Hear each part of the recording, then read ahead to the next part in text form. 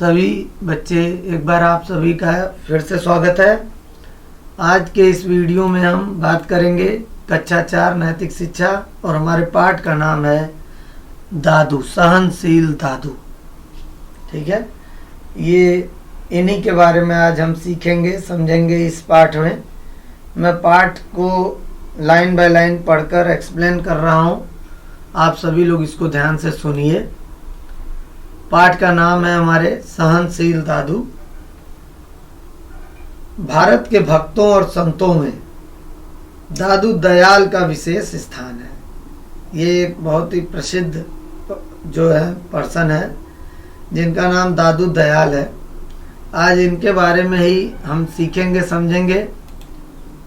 वे स्थान स्थान पर जाकर ईश्वर भक्ति का प्रचार करते थे, प्रवचन देते थे, भगवान और परमात्मा की भक्ति के बारे में लोगों को बताते थे, जागरूक करते थे,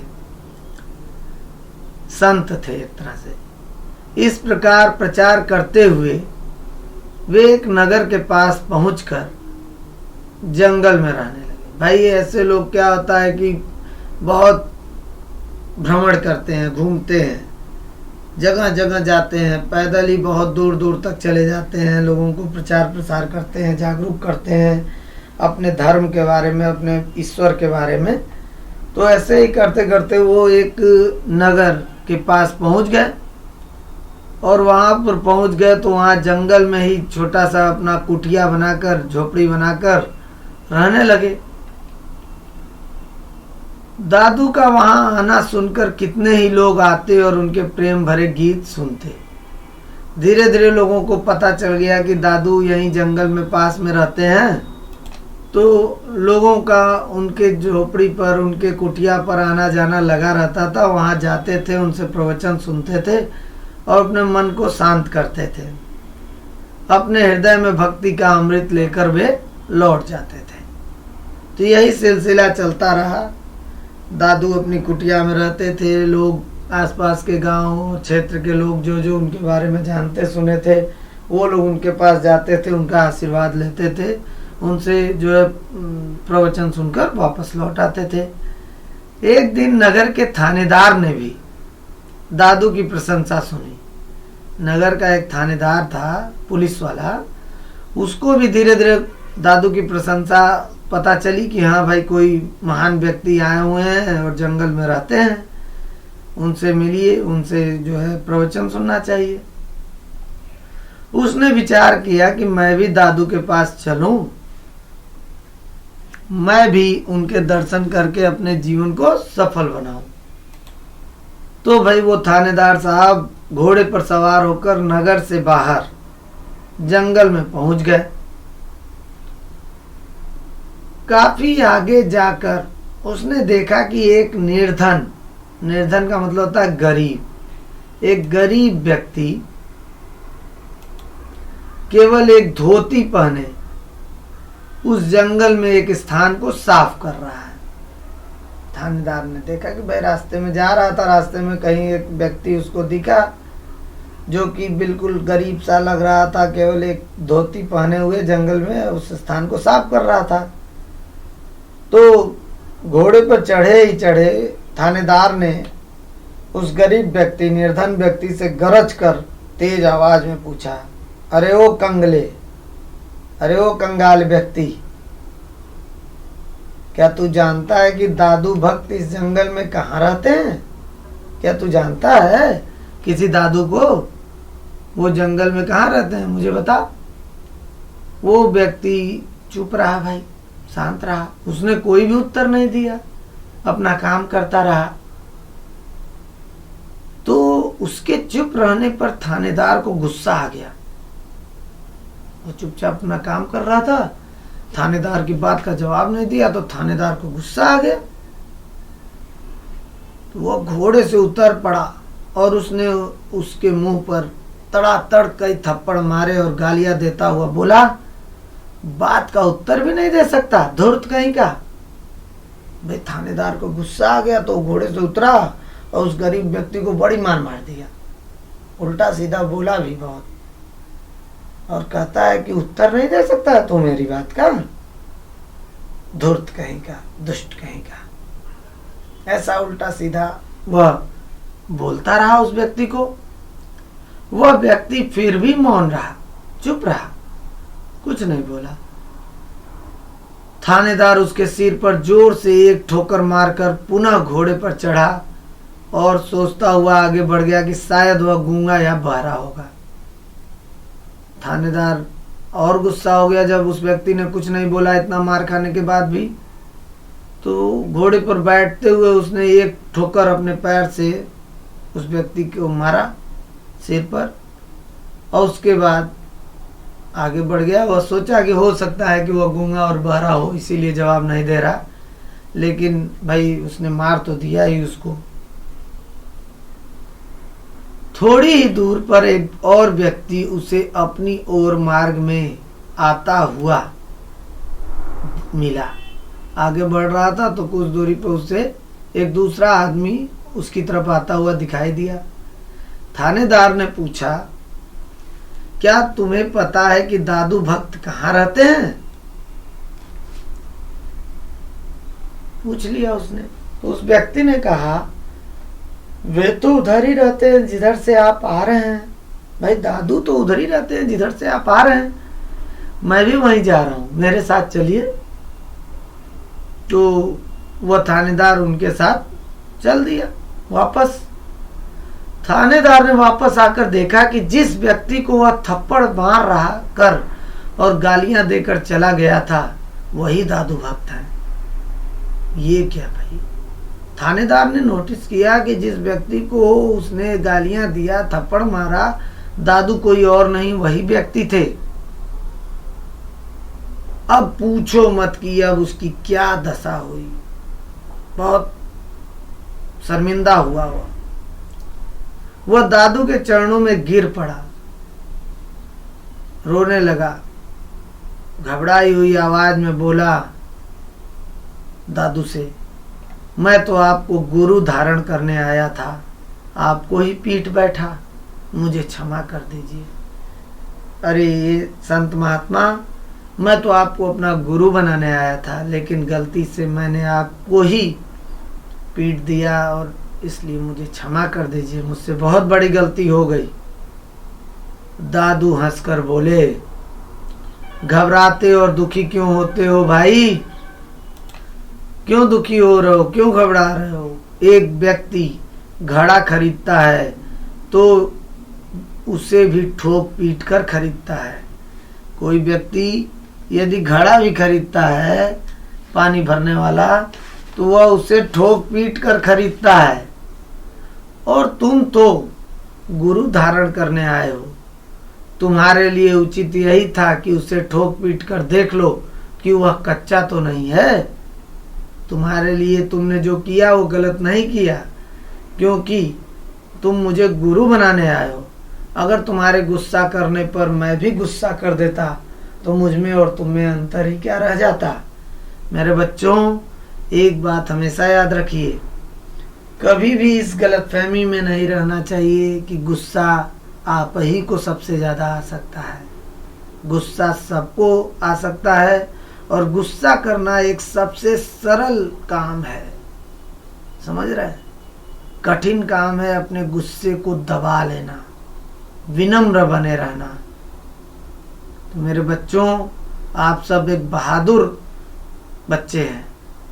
आप इस तरह के छोटे मोटे काम मत करिए, गुस्सा मत कर लिया कीजिए तुरंत, ये तो हर एक व्यक्ति कर लेता है। छोटी छोटी बातों पे गुस्सा हो जाना ये तो सबसे सरल काम है, लेकिन आप बहादुर व्यक्ति हैं। आप उस काम को कीजिए जो सबके लिए आसान नहीं है। गुस्सा न करना, सहज बने रहिए, विनम्र बने रहिए, अच्छे व्यक्ति की तरह आप जो है जवाब दीजिए, मधुर वाणी बोलिए, कठोर शब्द किसी को हमें नहीं बोलना चाहिए। भक्तों की बात निराली, उनका जीवन निराला। आपने देखा दादू के साथ कितनी बदतमीजी किया इस थानेदार ने, लेकिन उसके बाद भी दादू ने उसको माफ कर दिया। विनम्र बने रहें, इतना कुछ होने के बाद भी वो हंसकर बोलते हैं, घबराते और दुखी क्यों होते हो।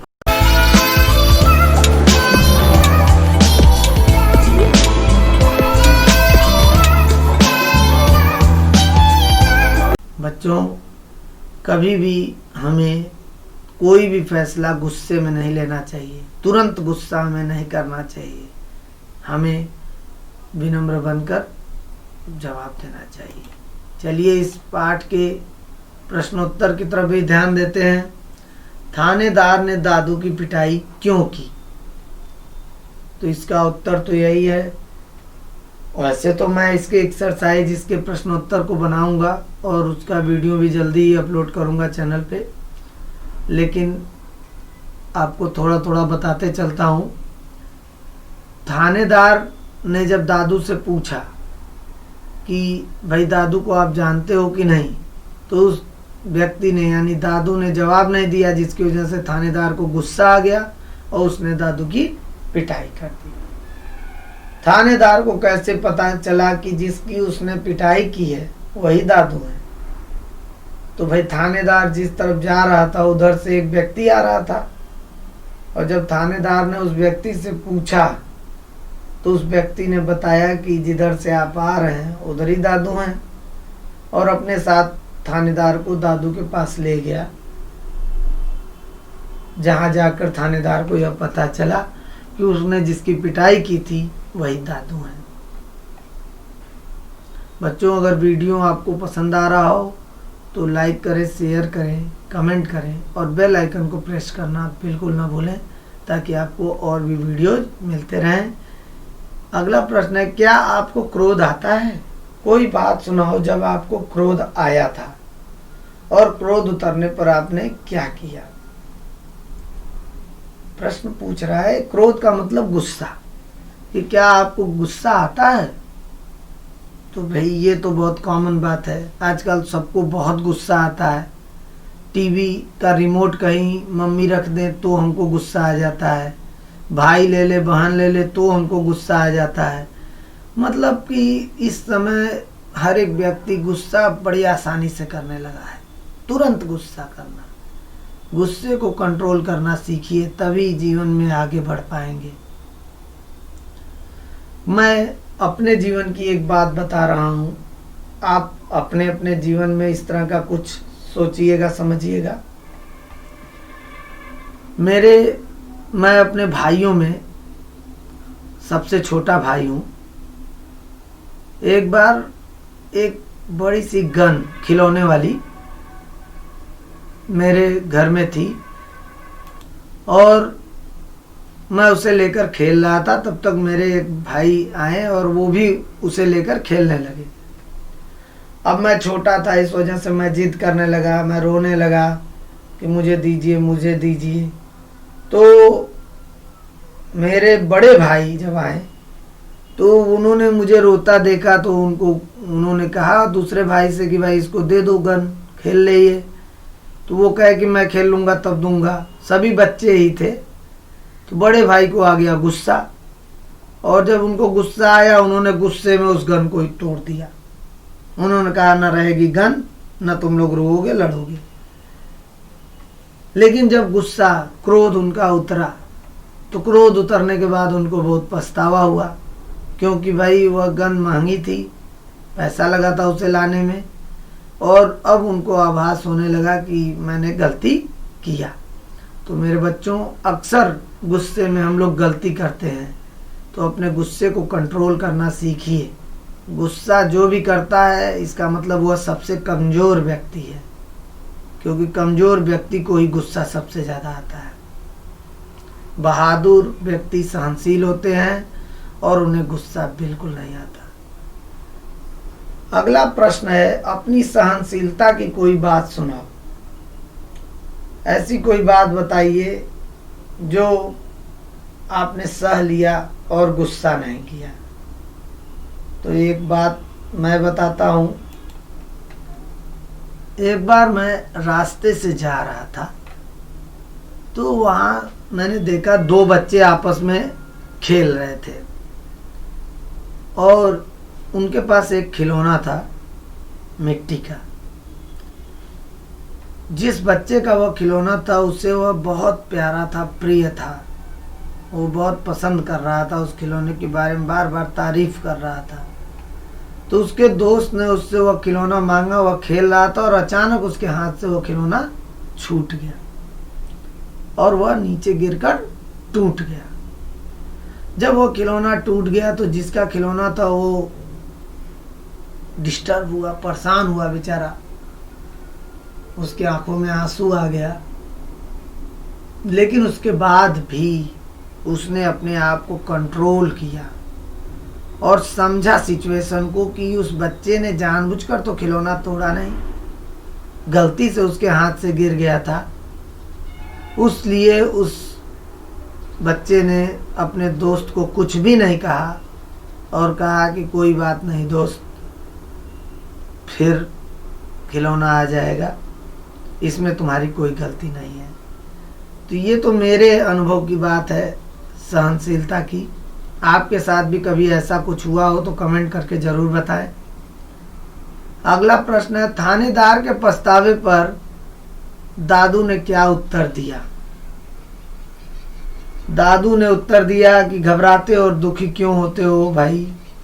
एक व्यक्ति घड़ा भी खरीदता है तो उसे ठोक पीट कर खरीदता है। तुम तो गुरु धारण करने आए हो, तुम्हारे लिए यही उचित था कि उसे ठोक पीट कर देख लो कि वह कच्चा तो नहीं है। दादू ने बहुत ही सहजता से थानेदार को उत्तर दिया। इस कहानी से हमें क्या शिक्षा मिलती है? तो इस कहानी से हमें यही शिक्षा मिलती है बच्चों कि क्रोध एक कमजोर व्यक्ति को आता है। जो व्यक्ति कमजोर होता है उसे गुस्सा बहुत जल्दी आ जाता है, और जो बहादुर और सहनशील होते हैं वो अपने गुस्से को कंट्रोल कर लेते हैं। और क्रोध में कभी भी हमें कोई लाभ नहीं होता है, हमेशा नुकसान होता है। तो बच्चों, इस वीडियो को आप बार बार देखें और दादू की कहानी से शिक्षा लें और अपने क्रोध को कंट्रोल करें, अपने गुस्से को कंट्रोल करें, अपने एंगर को कंट्रोल करें और सहनशील व्यक्ति बने। Thank you.